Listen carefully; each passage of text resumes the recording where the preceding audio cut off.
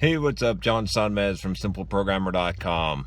So I'm giving you one of my my post gym sets of wisdom here. As I'm actually in Northern California right now.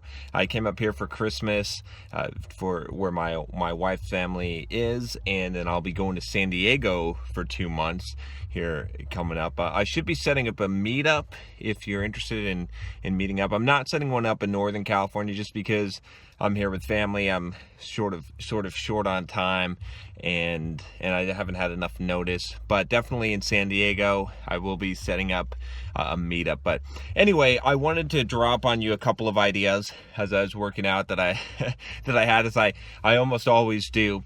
One of them, well, first of all, I want to talk about a tweet that this will be another episode of misunderstood tweets or stupid tweets that John says.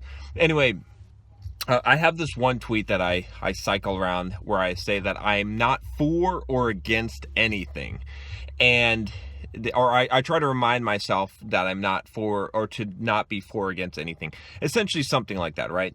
And people inevitably get upset by this tweet and I can sort of understand why, but I thought I would explain it here, and you know, just because it gets so misunderstood. Anyway, so the idea behind this is that how much stuff are you like for or against that doesn't actually matter and doesn't actually affect your life? Well, you know, what I'm saying here is I'm not saying that you don't have opinions on anything and that you don't support some kind of cause, or that you don't, you know, have some kind of convictions in your life. I'm not saying that you just go through life like a spineless jellyfish, never standing up for anything or anyone. But what I am saying is that majority of us waste our emotional energy and our time and our resources on stuff that doesn't really matter to us, and stuff that we frankly don't have enough information to have an opinion on, right? So I'll give you a few examples here. One of them is other people's religions. People argue about this all the time, right? So why be for or against that? Because if you don't know enough about it, it doesn't really matter, right? So you don't have enough opinion. A lot of it is politics, right?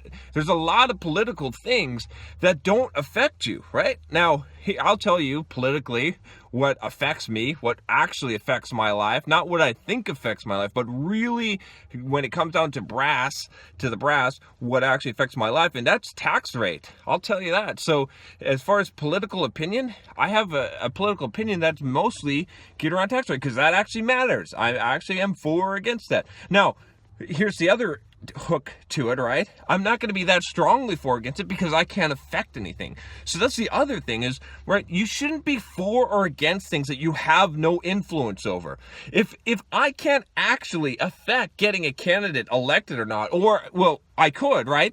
But if I wanted to, what I would have to do is actually campaign, and I'd have to help them. I'd have to actually be able to sway, you know, some thousands or hundreds of thousands of votes in a direction, which I'm not willing to step up to do. So if I'm not willing to step up to do that, guess what? I'm not going to spread my opinion. I'm not going to get emotional. I'm not going to get upset over this, right? And, you know, I'm not perfect. Obviously, I get sucked into some things.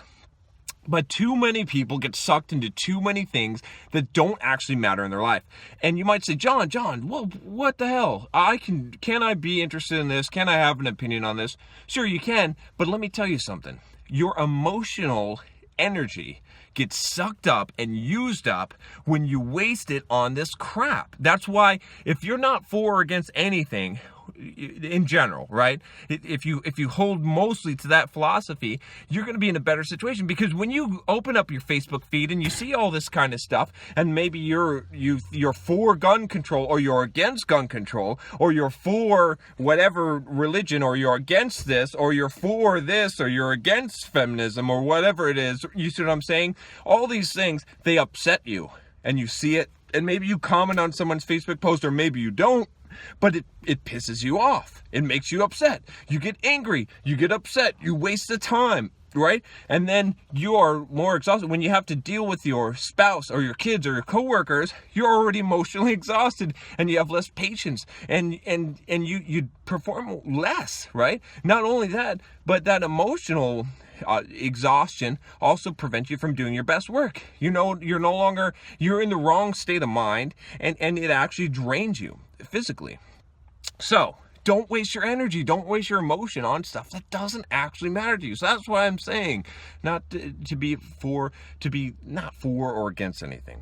And then the final piece of this, and I've talked about this before. I did a video on opinions, on reserving your opinions till you have all the information. But essentially, the thing is, a lot of times when we're for or against things, it's our snap judgment, right? It's okay to not have an opinion on a thing, right? It's okay to not have enough information to say, hey, are you for or against, what is it?